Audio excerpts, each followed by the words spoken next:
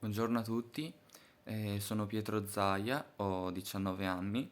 e ho frequentato fino all'anno scorso il Liceo Alberto di Mogliano Veneto e proprio con la scuola ho partecipato alla scuola di reportage Goffredo Parise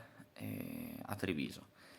Che esperienza è stata? È stata un'esperienza che con una parola definirei unica. È stata l'esperienza più bella che io abbia mai fatto con la scuola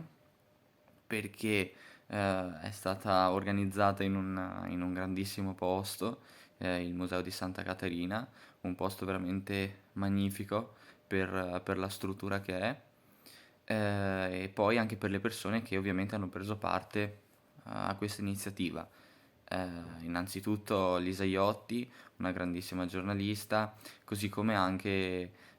Massimiliano, Antonella e tutti gli altri collaboratori. Perché venire a contatto con dei giornalisti così importanti e che lavorano in quest'ambito da molti anni è sicuramente un qualcosa di veramente straordinario per dei ragazzi che magari ambiscono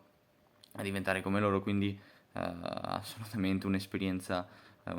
fantastica. Abbiamo creato dei nostri reportage audiovisivi con delle attrezzature che ci sono state fornite dalla scuola e con attrezzature che avevamo noi a casa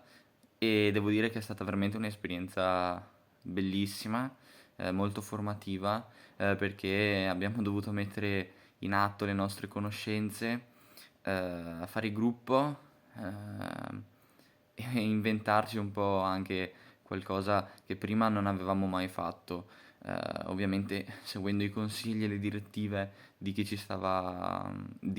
dietro. È stato importantissima per me come avventura, questo corso, anche perché ho potuto conoscere moltissime persone, mi sono fatto nuovi amici, ehm, con cui ancora adesso mi sento e mi trovo di tanto in tanto, quindi nel complesso è stata veramente una grandissima opportunità che ho preso al volo, e che davvero, se ci ripenso, sono veramente felice di aver accettato, di aver partecipato a questa scuola di reportage, perché nella sua complessità è stata una delle esperienze più belle che io abbia mai fatto.